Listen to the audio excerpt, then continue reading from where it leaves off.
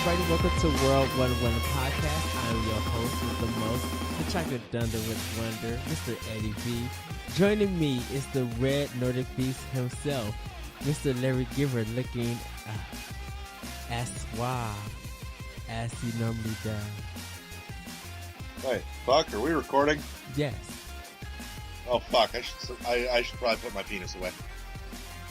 It's meaty. The hell's going on? Nothing much. And we want to wish everybody a happy Thanksgiving if you had it, if you're about to have it, or if you're not celebrating it, but, you know, still want to eat turkey and gobble gobble and with family and friends and stuff. Today's episode, though, it's going to be something. It's going to be a good discussion. Me and Larry was talking about it, and it has to deal with recent, should I say, controversy? It's called recent bullshit. Yeah, okay, we'll go with that. So, the Video Game Awards is coming December 1st. Is that correct? Game Awards. The Video Game Awards is that Spike bullshit. Oh, yes. That's GAs. Oh, I thought it was the Video Game Awards. No. Video Game Awards was Spike. They had the VGAs. This is just the Game Awards. Oh, they changed it again? No, ever since Keighley started doing this is the Game Awards. This isn't associated with Spike, who had the tag for Video Game Awards. Oh, wow. Because I thought they showed it on Spike. That's why.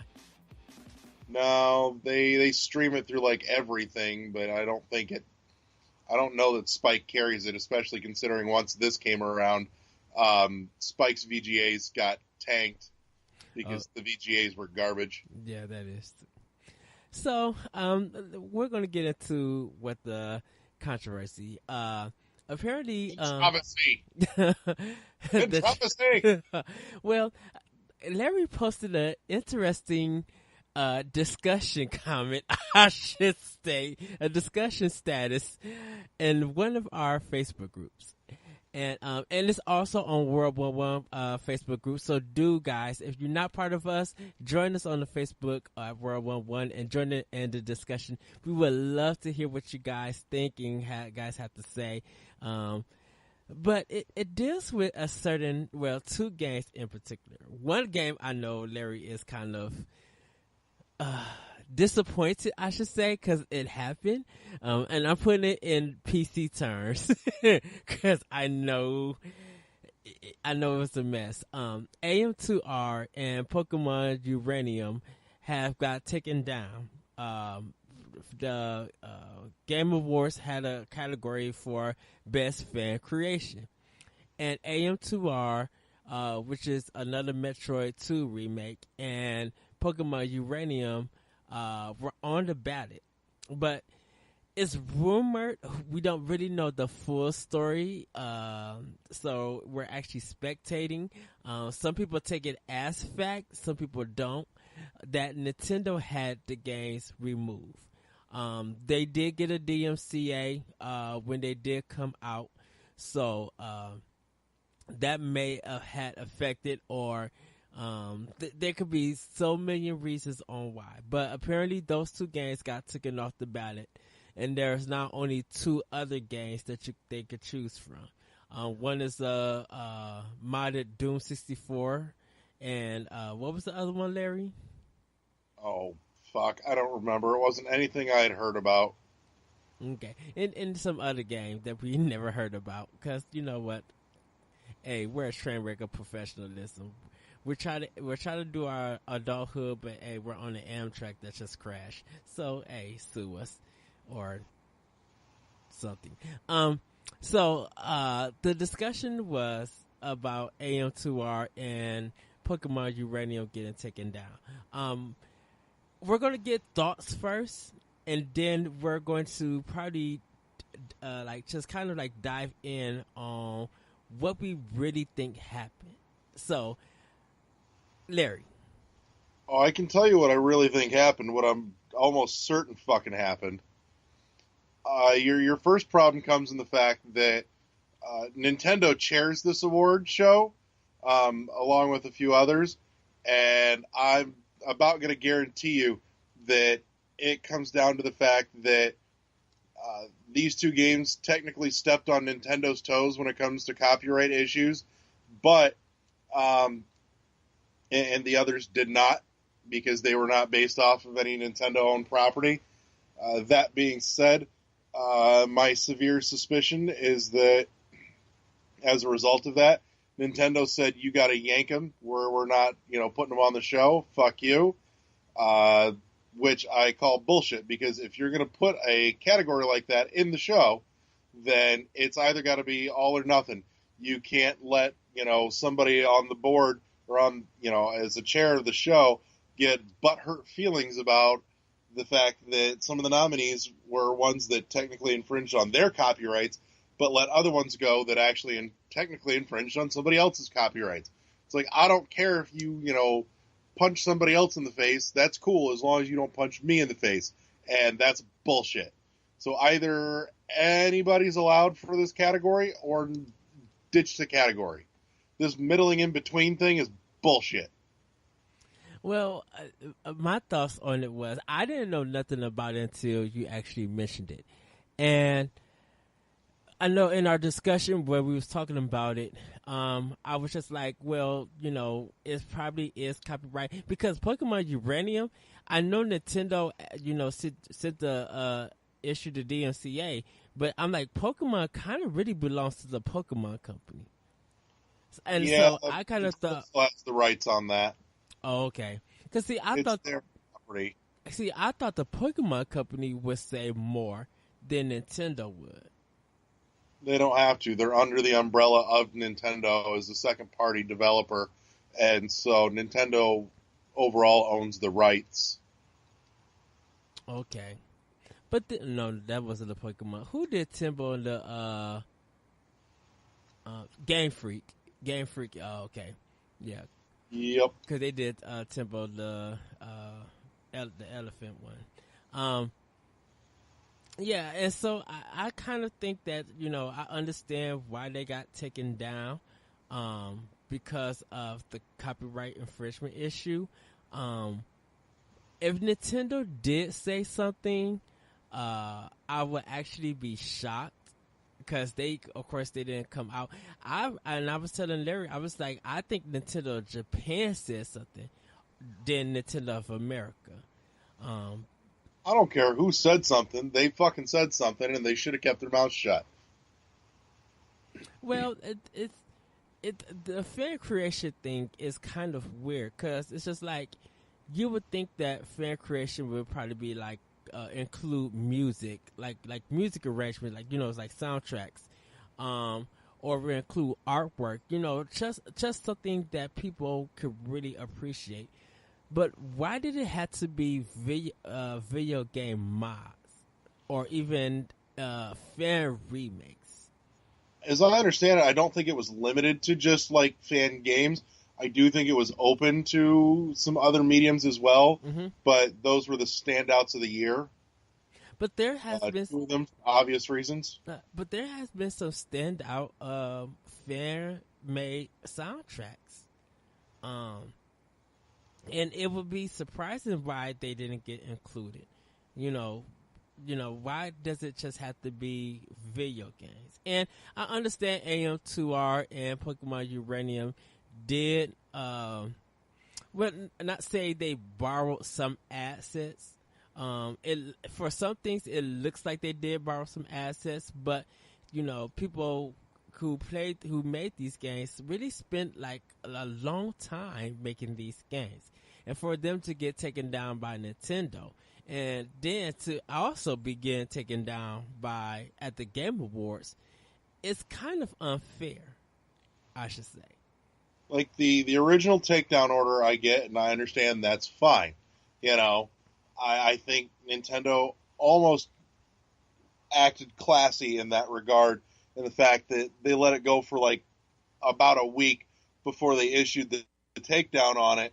And instead of, ordering a cease and desist, 7 years deep into the project, because this thing went for like 8-9 years for them to make it, and actually let it get out in the wild, where it was at that point going to be unstoppable, because we all know that once something's on the internet, it never fucking goes away, as much as you may want it to. Right. But they actually let it exist for a little while before issuing that takedown order. So, and I think because of the popularity of these games and being taught to the media, got Nintendo to recognize them to actually say something. Because if it was kept on the low, I think those games still would have been out right now, and Nintendo wouldn't have said nothing, unless they would have been on YouTube. Those are too big though to keep quiet. Yeah, there's no way that shit was going to happen. But I think because once the word get out and Nintendo sees it, that's when the problems of getting taken down is going to happen.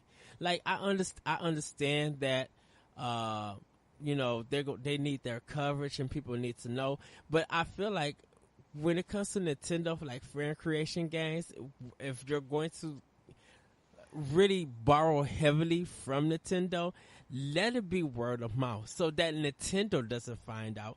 A, don't Twitch it, don't stream it. B, don't put it on YouTube. Let people play it for themselves.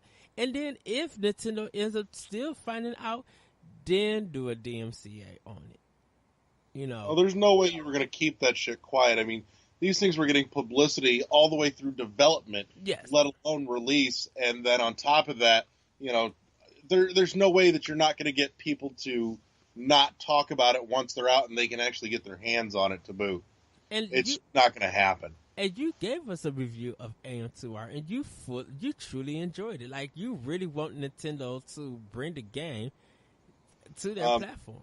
Yeah, it's my game of the year, plain and simple. The only contender for it at this point, besides that, for me, is a game that I played this year but did not come out this year, and that would have been Ori and the Blind Forest. Okay. Axiom Verge would be in the running too, but God, Ori was so pretty. It's and I can't qualify Ori because again, I played it this year for the first time, but it didn't come out this year. So, well, it could always be always be your best backlog game. So, But yeah, no, AM2R was spectacular, and I'd root it for Game of the Year. And on top of that, as much as I have a deep, deep, deep love for the series, I honestly think that AM2R is the best entry into the series, period. I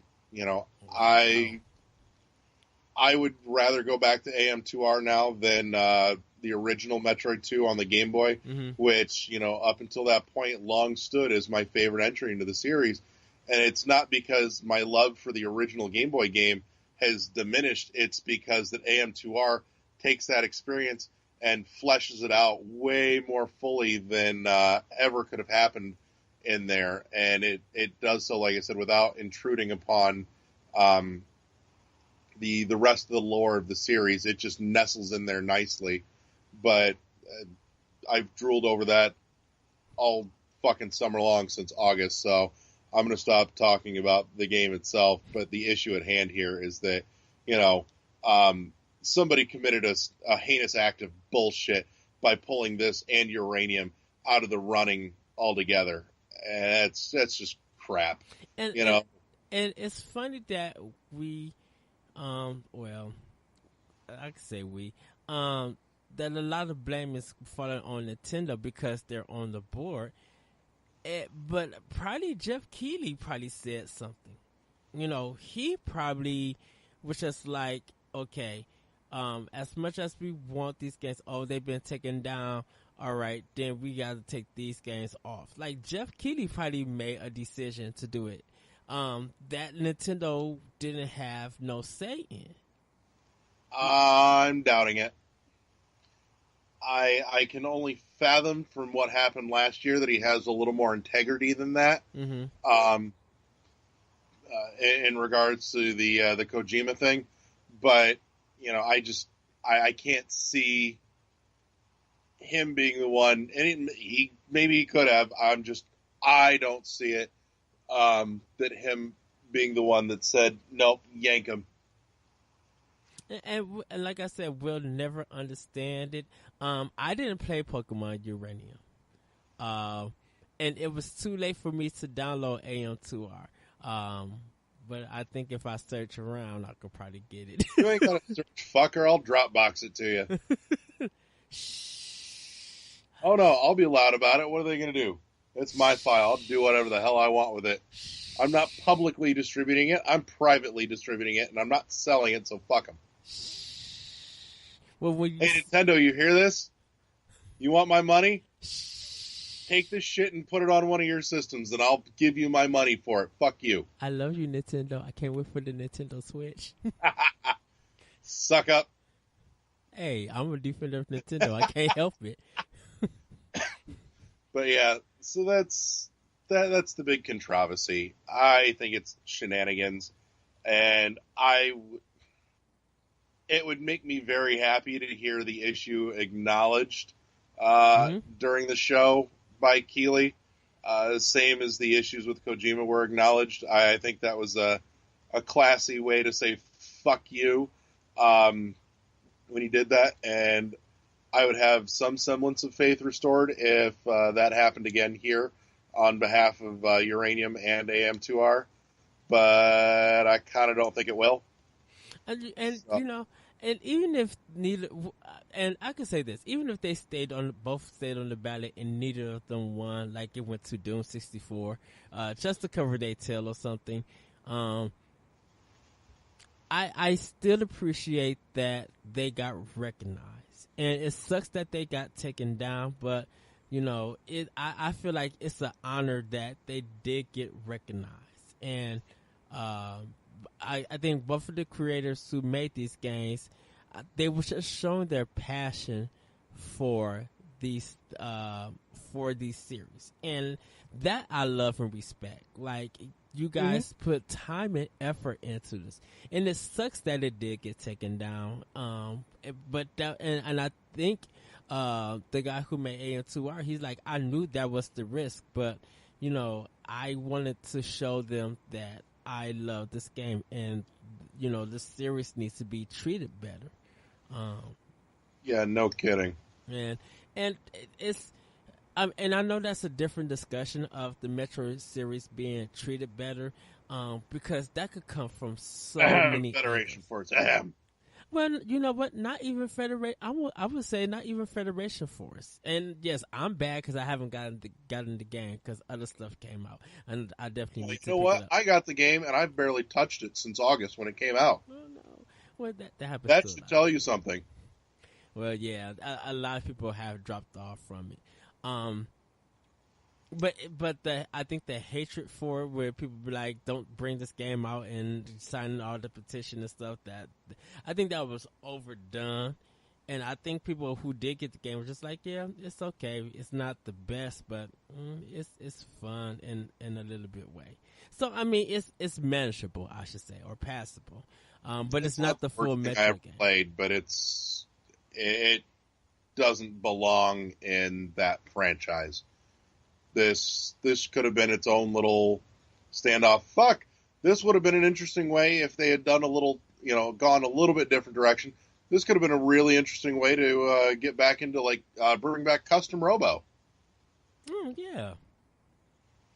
And I would say this for the Nintendo Switch. I hope it would be weird if Bill Trinen actually took a step, or even the other guy who's running the indie games development side of Nintendo, like doing deals and stuff. It would be cool to make it up if they went to that fan, and even though they said, we can't bring your AM2R, but if you would like to make a game for our system, exclusively for Nintendo Switch, we might be able to work something out and help you. Yes, Nintendo really wouldn't do that, but it would be cool to be like, you know what, this is the steps that you need to take if you want to put a game on our platform, and to be recognized and actually rewarded in a monetary sense for your work. Fuck that shit. They just need to straight up hire him to R&D 1, and get them working on Dread. Well, that's up to Japan, I should say. Kind of. Because my thing would be this, that well, Sony not going to snatch him up, but I think Microsoft would snatch him up if they were able to see his work. I think they'll be quick to snatch him up. But I feel like if he really wants to make a game, and I really hope he does make a game for Nintendo or for any platform, I really hope that his next game that he works on, that someone comes and help him. They all work on Unity and put it out and be rewarded. Yep. And I could say this: take the ideas from Metroid, from the AM2R, and put them in this new game. Make your own Metroid style game. I say. Well, Axiom did that, and Axiom was great, and I love Axiom Verge, Yeah. but I still want a new actual Metroid game. I love the genre, I love the style, but I also love that universe. Yes. And I want to know what happens next in that universe. Yes, I agree. I'm right So, there with you. Yeah. Part of me almost just gets frustrated with the fact that, we get so many good Metroidvania games, but Nintendo sits there with their thumb up their ass going, this doesn't sell. And unfortunately, traditionally, to a degree, they're right, because it's not one of the better selling series that they, which is probably what happened to some of the stuff, along the way through the years, like Metroid and F-Zero and Custom Robo and Chibi Robo. But and honestly, let's be real here. Chibi Robo probably suffered a more unique fate in the fact that they refused to make another game that was like the original that everybody did like, and then go, but it's Chibi Robo, you should buy this. We all looked at it and went, yeah, but it doesn't have the fun stuff in it that we liked from the first one. You just took the character, asshole. And made it 2D. Because the first one was adorable. Was that GameCube? Yeah, that was GameCube, and then there was a couple of others, and the latest one was Ziplash, which mediocre at absolute best. It had a couple of nifty things to it, but man, it had fucking problems. Yeah, that I agree. Because I thought Chibi Robo wasn't a Nintendo property. I thought it was a third party's game. No, that's theirs. Really? That's theirs. Yep. My Chibi Robo amiibo is the only one that's actually life sized. Yeah, I still have mine in the box. I took the game out, but I still got the amiibo in the box. He's goddamn adorable. Yes, he really is. Oh, goodness, the amiibo. When they first came out, I wanted them all, and I still want all of them. Like, I still pick up and buy amiibos. I actually like the Animal Crossing ones. I got the raccoon, the one your wife and Adrian hates. Oh, Tom Nook? Tom Nook, yeah. He was the one that I got. I take great pleasure in, hiding that thing places. I'll put him in the fridge overnight, and she'll go to get in the fridge in the morning. Why the fuck is Tom Nook in the fridge in front of my milk?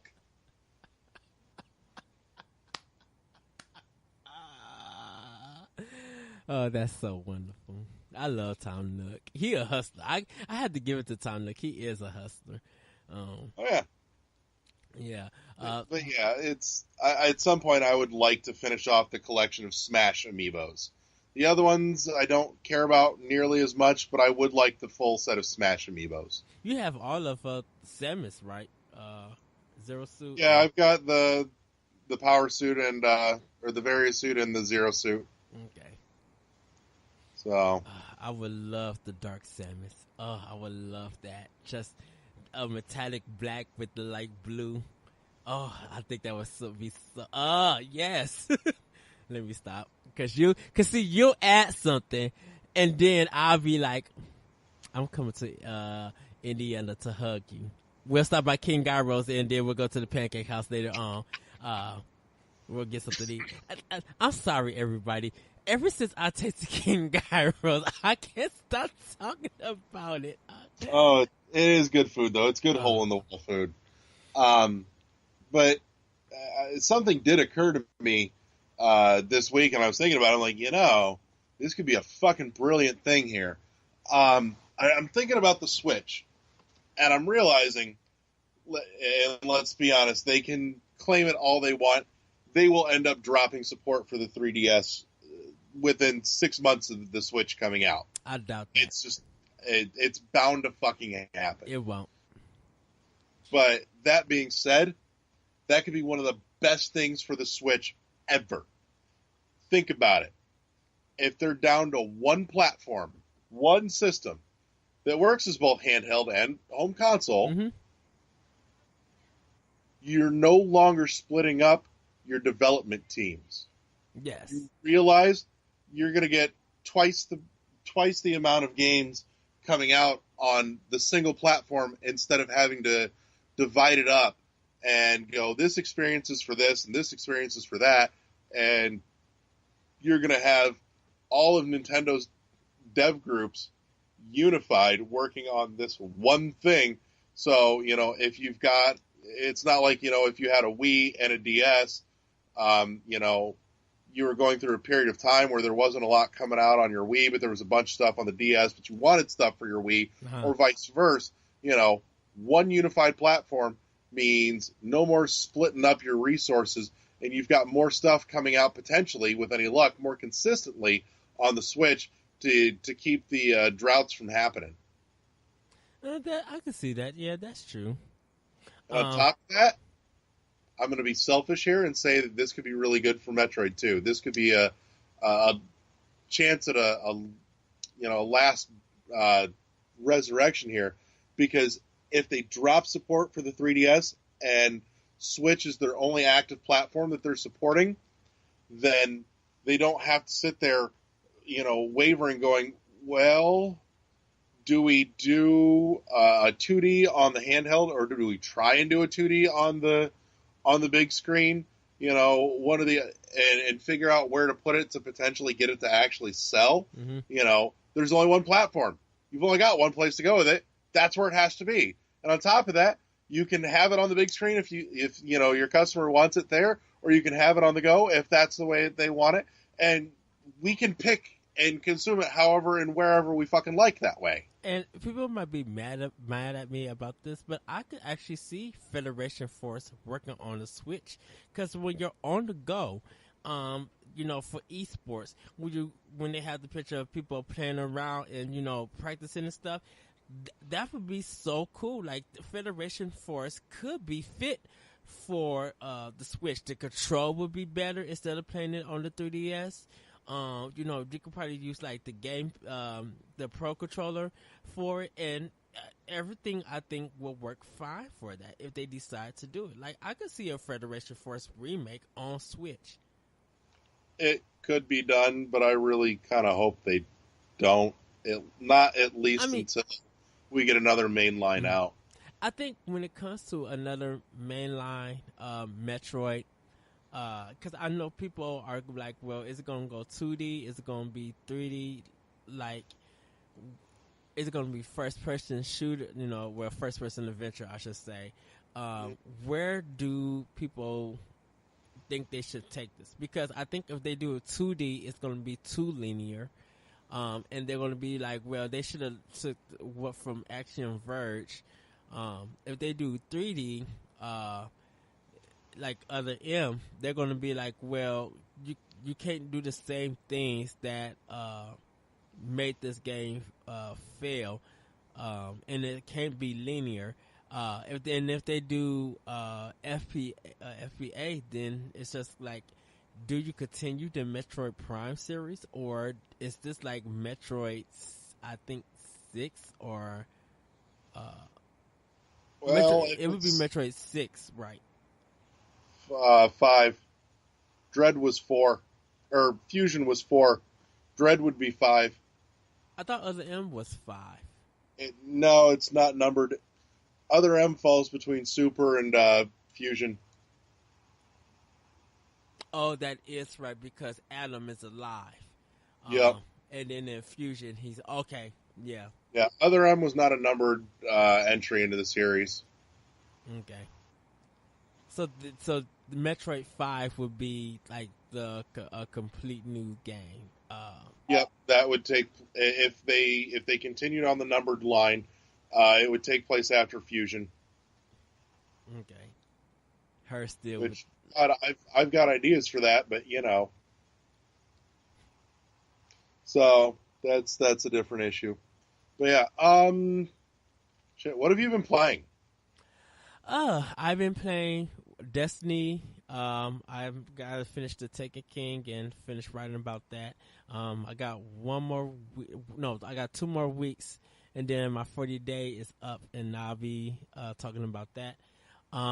Batman: The Telltale Adventure. I finished episodes 1 to 3. Such a good game. Like I am outblown on the storytelling, my actions and stuff that I pick. Like it really is good. It feels like a comic book. It really does. And I was just like, okay, I'll play this one thing, and I played the first chapter, went to sleep. The next day, played the second and third chapter, and was just like, okay, I love this game. Like it really is good. So I got to do 4, and then I played Watch Dogs 2. I've been playing the spinoff of Watch Dogs. I've been playing Listen Cats. Listen, cats. Oh my Yep. goodness. Let me throw you off the cliff. Go to that corner and put your dust cap on. No, Listen shut up. Cats. Listen Cats. It's a thing. Shut up. What? Sounds like a Nickelodeon cartoon. Oh God. But yeah. Yeah. I've actually been playing stuff this week, which is weird. I've been trying really hard to make some time to do it. Been playing through a hunk of the original Mirror's Edge again. We just discussed that a couple of weeks. I want to play that in Catalyst. It's flawed, but it's still fun. That's one of the few games that I actually pushed for like the big achievement where I made it through the whole fucking game without shooting anyone. I do want to play that first Mirror's Edge, and I'm waiting for Catalyst to go on sale. And if there's a good sale for Black Friday, I am going to pick it up because I do want to play that. I want to give it a The fair original's like $5 on Xbox Live right now. Ooh, for the Games with Gold Black Friday. Yeah, that shit's live, dude. It's like $5. Go get it. Oh, okay. Yeah, I'll pick it up. What else? Been playing through Dead Space, actually. I have intentions of finally trying to get through the whole series. But I'm plowing through the first one. I'm about halfway through. Mm-hmm. So, yeah, no, I miss Dead Space. Dead Space is great. That's a series that can come back. I'd play more of that. I think 3 killed it. Like, I think when I don't know. I'll make a determination on that when I get there. I think I think when they did all those microtransaction things, they killed it. Yeah, that's microtransactions for you. Yeah, So. pretty much. Or something. I did play Titanfall 2's multiplayer. Also, I did a little bit of that. Was getting my tail kicked, but I was just having so much fun in that game. Oh, have you you didn't play Sleeping Dogs, right? No, but that's coming out for Games for Gold, so. Yeah. I really want you to I hope you download it, and I want to get your thoughts on it. I am planning to do Outlast. So I am doing a horror game. Okay. And Burnout Paradise. Fuck yes, Burnout Paradise. Yeah, I that's the one I need to try. Everybody said that game is so good. I love Takedown, but Takedown was fucking amazing. Oh, I love Takedown so much. It's like the Mario Kart, but more insane. Well, because it's weird. Because I played Burnout Takedown like it was a role playing game. Because I was trying to, I was trying to get money so I could invest in that game. But Burnout Paradise, I cannot wait. I am going to download that one. So I've actually got a game on my list to play, and I'm going to red box it this weekend. And I feel a little dirty inside for saying it, but the more I see of it, the more I actually want to play the new Call of Duty. And Warfare looks fun to me. I've never had a liking for any of them before. Just couldn't give a shit. But Infinite Warfare actually looks fun to me. And yeah, if you rent it, I want to hear thoughts. But kind of want you to rent Titanfall 2 also. Like, I kind of want you to rent both of them and play them. And then see the difference and just be like, I think I'm having more fun in Titanfall 2 than Call of Duty. I don't know, I like what they're doing with Infinite Warfare with the some of the zero-G stuff and the assaults on like some of the carrier ships and everything. It looks cool to me, and so I want to get my mitts on it, and I will likely, with any luck, get my mitts on it this weekend, and get into a hunk of it and make a decision if I actually want to buy it. I know I picked up Pokemon Sun and Moon. I'm trying to get Dishonored 2 for Black Friday. I know Final Fantasy 15 is coming out, and Super Mario Maker for 3DS is coming out. But The Last Guardian is kind of the next big game that I need to get. I know that. Speaking of big games that have been infinitely delayed, more word coming out that it sounds like Breath of the Wild is not coming until like June or July. I don't believe that. I don't know. This is getting more and more specific for something that's not credible. I'm holding my breath. I'm holding some water before I drop my ramen noodles in that one. I'd tell you you'd be holding your breath till you're blue in the face, but you'd never tell as black as you are. Of course. I'm the chocolate thunder with wonder. So, but yeah, I won't be surprised if it's not there at launch. This is what I'm pissed off at. I'm pissed off at the fact that Persona 5 got delayed to April. Don't add me. They cannot do this. They cannot do this. You cannot delay that game that I pre-ordered at GameStop to April. Yes, you can. They just did. Why? Because if they drop Mass Effect Andromeda in March, if it's rumored to be dropped in March, and it's close to Persona 5, I'm not playing Mass Effect. I'm playing Persona 5. You'll play Mass Effect. I'll play Mass Effect until Persona 5 comes. Because then I have to finish Mass Effect within a week and a half, within 5 days. That's doable. That means a lot of stuff I gotta skip. Yeah, but it's doable.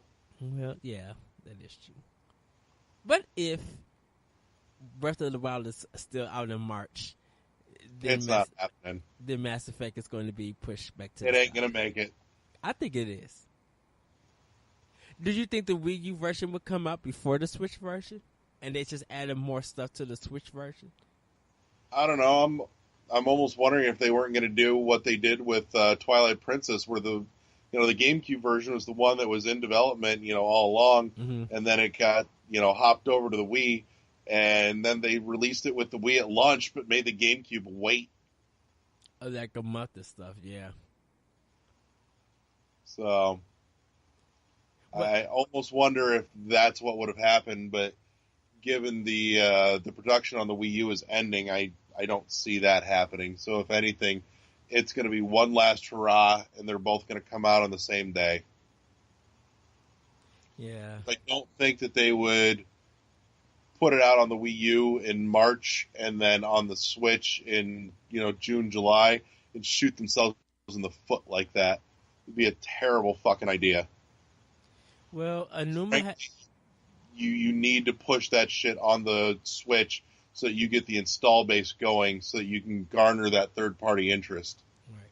Well, Anuma haven't said anything, and if there was going to be a delay, I think he would have did another video and said that there was another delay because of the Switch, which I still appreciate to this day that he came out and said that the game was delayed, and then we got what we seen at E3, which won.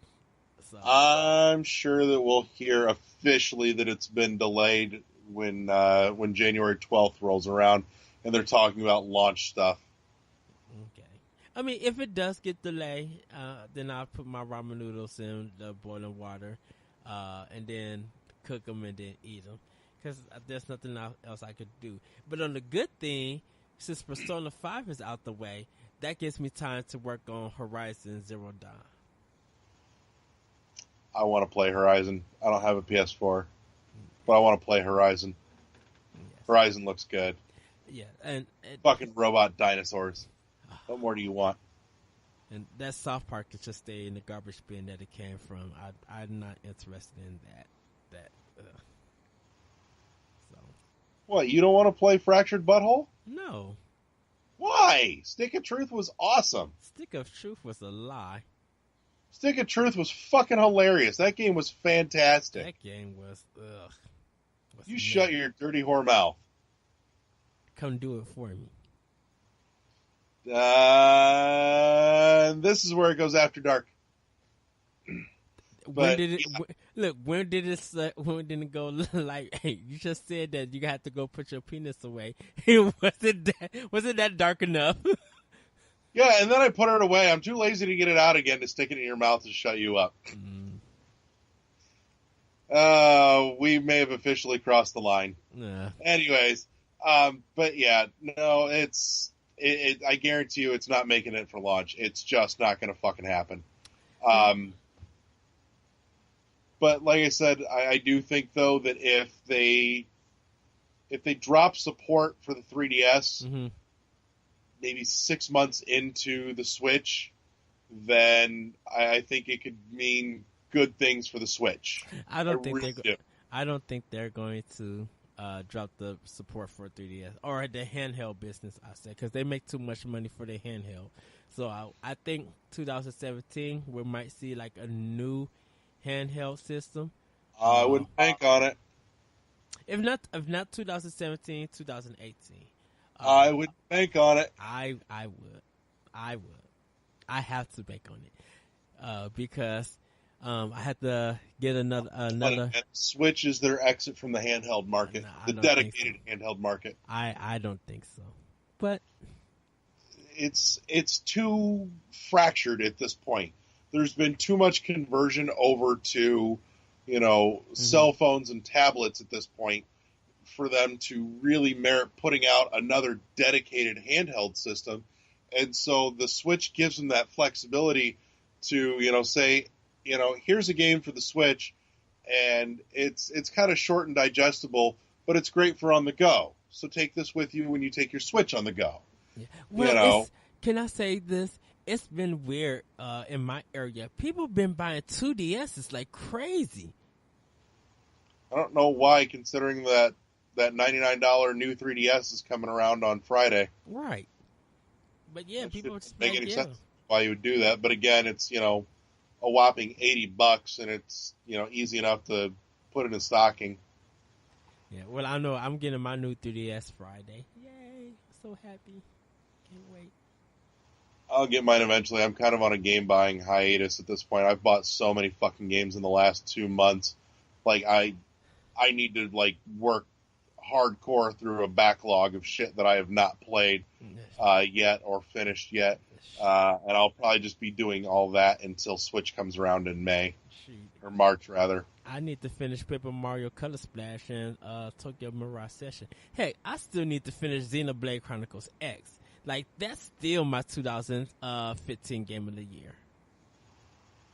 Which we are going to be having our World 101 Game of the Year. Of course, I give it up to Larry to name it whatever he wants to name it, because if you know our titles, the wonderful Red Velvet Nordic Beast himself have been naming our episodes, and they've been so funny. Besides one, No, they're all funny. Shut up. I'm looking at you for that I will particular. not apologize for pushing my wife down the stairs. Well, I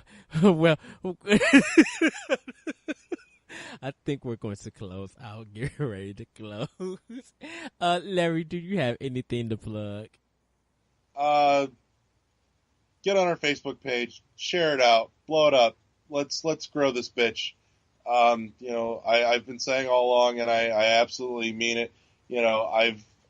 We've got some intentions for the show and for the group next year, but it means that we need to make sure that we are reaching a decent sized audience to make it a worthwhile venture to make some of that happen for you. But if you like it, if you love it, share it with your friends. If you hate the show, then share it with people you don't like, and forcibly subject them to us. Either way, we win. But blow it up. I'm not going to say much, but we may have a special guest lined up in the coming weeks. With any luck, if it comes together, it'll be fucking super cool. If not, nothing ventured, nothing gained. But so that's the thing. We've got the pinned post for the link to archive on the Facebook page, where you can get to all the episodes in all their glorious, unedited, unaltered format. Again, it'll probably be about another month and a half until things calm down, but we'll hopefully be getting the RSS stream figured out and fixed so that we can get a direct feed going on iTunes for just this show, and it'll start breaking off on its own from the other nonsense that Eddie has it attached to on iTunes. SoundCloud. I'm fucking with you. I love you. Shut up. I love you. Shut up. Thank you. But so yeah, it's coming.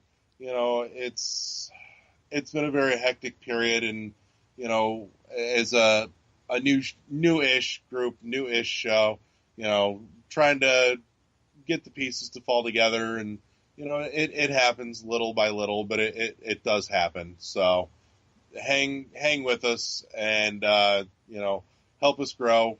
We appreciate feedback. We appreciate discussion out on the Facebook page.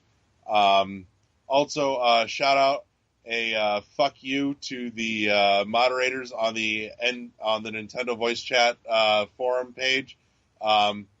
I shared out a post from our site on the page regarding the AM2R debacle, and there was actually a good conversation going. And I woke up the next morning and the post had been removed without any reason and or warning. So I was a little irked at that. I'm like, really? This is bullshit, but whatever. So that's my shout out is fuck you guys. Oh. Fuck you, NBC.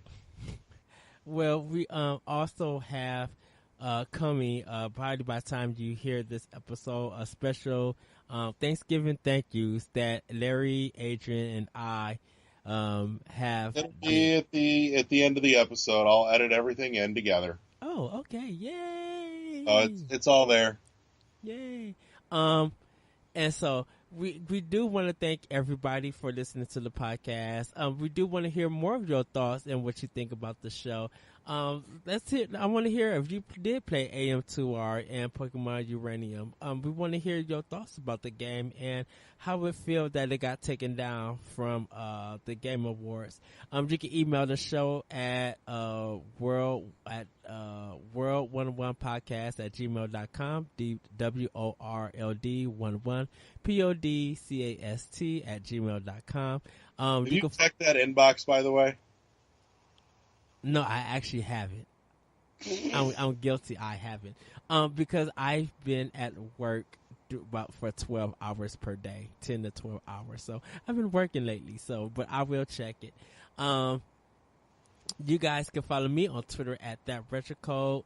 Like Larry said, follow us on Facebook at World11. This episode is kind of early. Normally, Larry drops it when we get done recording it or when he has the time on archive.org. So do check out the original versions of those, even with that special title. And trust me, I love Larry. I had to explain to him why I couldn't do for that title on SoundCloud. Only on SoundCloud. But if you want the real, if you want the freshness, that hotness, go to archive.org and give us a listen and get the full, real experience. Yes. That edited nonsense. And Adrian couldn't be here because I think he's out of town. I know he's doing something, and Tony I think is also out of town or spending time with family. Adrian is busy being deported because he's a snow Mexican. Oh wow! Hold on, what did you put? Like with 1,750,089 pesos. Those. I was just like, what kind of? And then I thought about it, and then just started laughing. I'm like, even though I was on the show and just kind of like, oh my goodness, this is a funny title. But we want to thank everybody. So do tune in at the end. Have a safe Thanksgiving. Have a safe Black Friday sale. If you're going to Walmart, try your best not to get trampled. Spend time with family and friends. We here at World 11, we love you all. We thank you guys for listening. And just be safe this holiday. And with that, everybody, we are out. Bye. Peace out.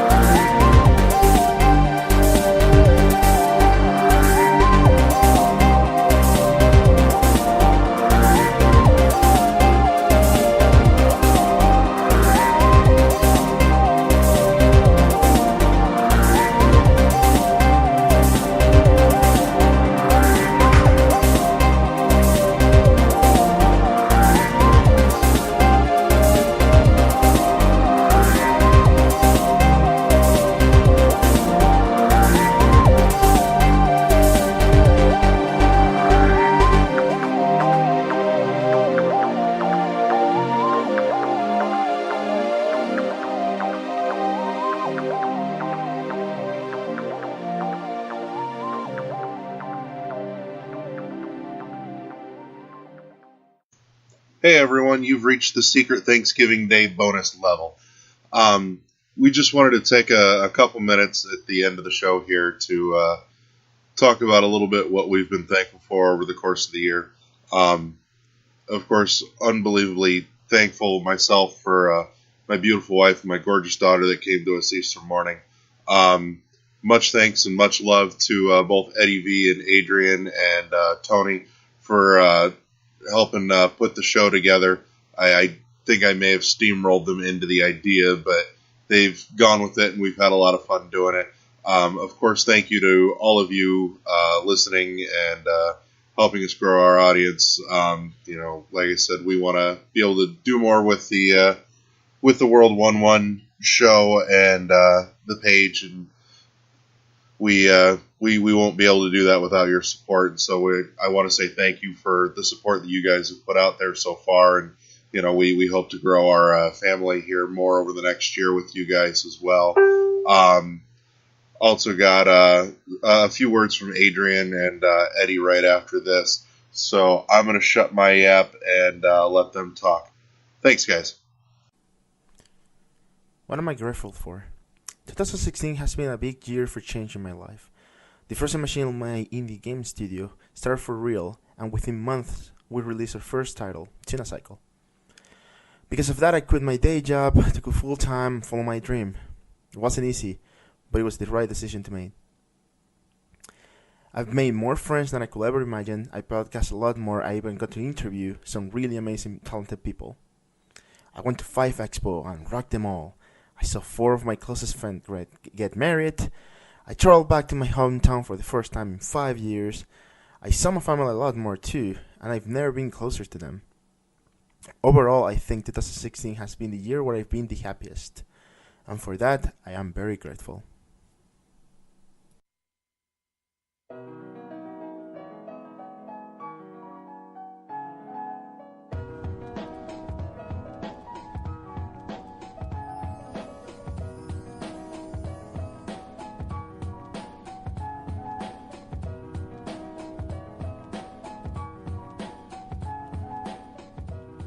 Hello, World Wonders. I'm your host with the most, the Chocolate Thunder with Wonder, Mr. Eddie V.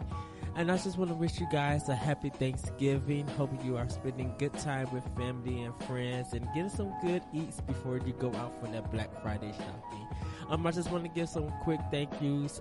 First of all, I want to thank God and His Son, Jesus, for saving me, keeping me, loving me, watching over me throughout the year, my friends and family, just how He just continued to bless us with great things. So I'm really, really am thankful for that. I'm thankful for my co-hosts, Adrian Nieto, Larry Giver, and Tony Zillakakis. Thank you guys for recording this podcast with me. Most Sundays, we try to do it every Sunday, but sometimes we got to take a break because things come up. Thank you, Adrian, for all the laughs and the indie games that you recommend and the topics that you do break and even hosting. Thank you, Larry Giver, for just all the hospitality, naming the podcast, editing, things, and just getting stuff together. Really do appreciate it. To Tony Zillakakis, thank you, Professor Panty Drop, for being our West Coast correspondent, for coming on the show, giving us your thoughts, and laughing and nerding out with us. Thank you for being my FAQ for Earthbound and Mega Man X, and just teaching me in Greek culture and everything. So thank you guys once again. I want to thank my 3 bosses, Justin and Villarreal, for the Anonymous Radio Network. Thank you for starting me off with Optional Opinion, giving me the platform to be able to express my opinion and ideas for video games. Truly thank you for that, and allow me to be on the Deluded Geeks podcast with Chris, Jonathan, Ryan, and Matt. Thank you guys just for the wonderful times that we have. To my other boss, Corey Derrick, thank you for allowing me to be on the DNA Network, for writing and being able to podcast. Thank you for all the hard work that you do. Really do appreciate it, dude. It's an honor to be a part of DNA. And it's also an honor to be a part of with my new boss, Kyle Wake, for Team Nerd. Just thank you, man, for everything, for the discussions, for Podcast Connected, for allowing me to do reviews and just being able to express myself. Thank you for all the laughs and the talks that all three of us have on the chat and stuff. Just wonderful. To Kyle Deuce and Johnny from Happy Hour with Johnny and Deuce, thank you guys. You guys are like brothers to me. I do appreciate your friendship and your love. Keep working hard. Keep striving for it. I enjoy your podcast, so I do want to thank you guys for that. Anthony Cantu, what else can I say? Thank you for being on Optional Opinion and just being a special guest and being a great, awesome, amazing friend. Love you, man. Just truly love you. To Todd Oxtra from Secret Friends United, Josh Brent from Life of Gaming, Ray, Lee, and Rebecca from Phoenix Overdrive. Thank you guys for all the hard work. Thank you guys for all the discussions and everything that you guys do. You guys make me feel like family when I'm on there and I'm able to interact and talk to you guys. And also to the fans out there for World 101, thank you guys for listening to the podcast, joining in the discussions. We do this podcast for you guys. It's a lot of fun recording it, but it's also great to hear when you guys give us feedback. So thank you.